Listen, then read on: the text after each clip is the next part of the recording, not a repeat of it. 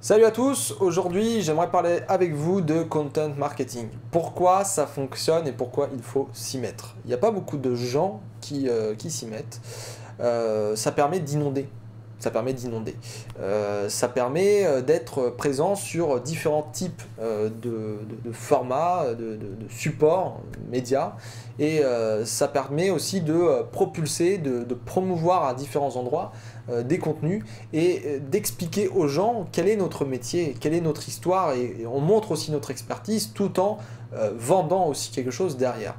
Et c'est une conversion qui est très très douce, le content marketing. C'est-à-dire que les gens, ils n'ont pas l'impression d'avoir affaire à quelqu'un du style vends-moi, viens acheter mon truc, quoi.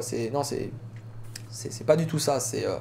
Je t'explique comment ça fonctionne, tel ou tel problème, telle ou telle solution, ou tel système, ou je ne sais quoi. Enfin, je t'explique ce que c'est, quoi. Et ensuite, si tu veux acheter le produit, ben voilà, moi je t'explique mon produit si tu veux, mais finalement le content marketing c'est une approche qui est très humble, très modeste, hein. C'est avoir tout un cycle d'études clients où on a les peurs, les frustrations, les problèmes, les mots-clés qui sont étudiés. On va proposer une arborescence qui va répondre à quasiment tous les besoins essentiels pour proposer voilà, une référence, une source, un centre de ressources qui va répondre à des questions.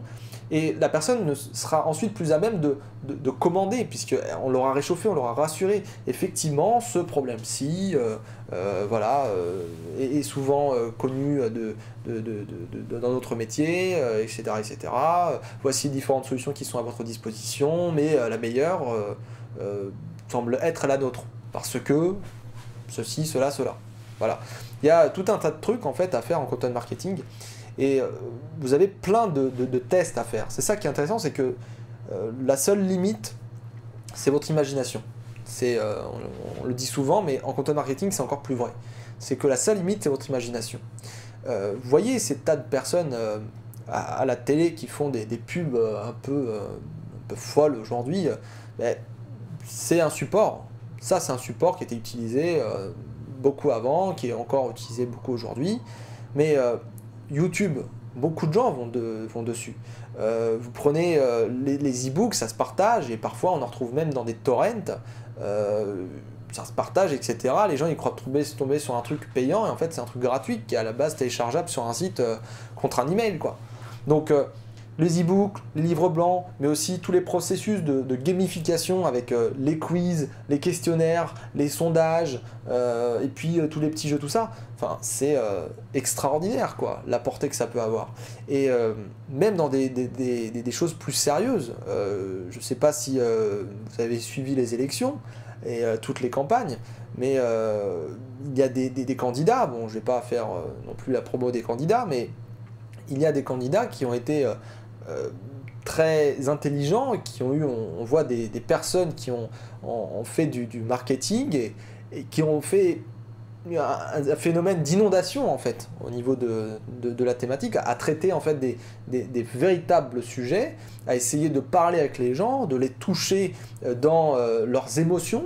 Et ça a payé parce que la tendance au bout d'un moment, bah boum quoi, on inonde, on est partout, on explique des choses, on a un franc-parler, on est honnête, ça marche quoi. Et le content marketing c'est ça, c'est toucher les émotions.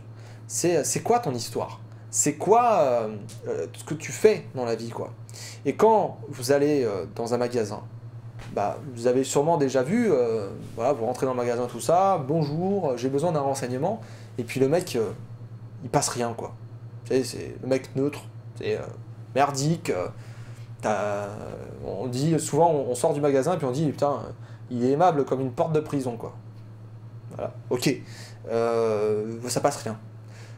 Vous préférez, vous, quelqu'un qui est accueillant, qui est souriant, qui va vous poser des questions, discuter avec vous, mais du coup, vous avez quoi comme problème, etc., qui est très, très chaleureux avec vous.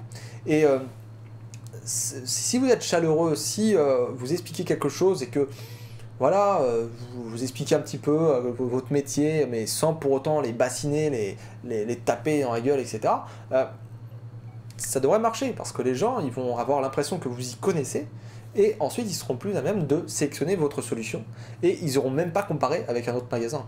Donc essayez toujours de vous dire que le content marketing, ce n'est pas que une approche, voilà, où on va faire du contenu, d'accord? C'est pas l'aspect rationnel, pratico-pratique, le contenu, il faut le rédiger, il faut le faire, et puis on le balance, d'accord?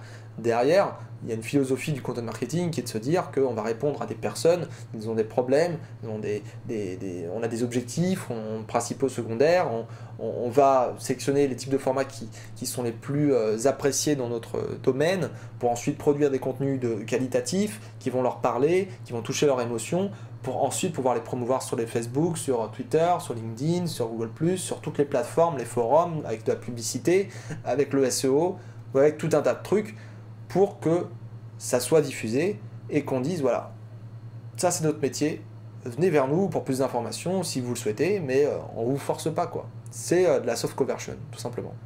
Voilà, faites du content marketing. Bye bye.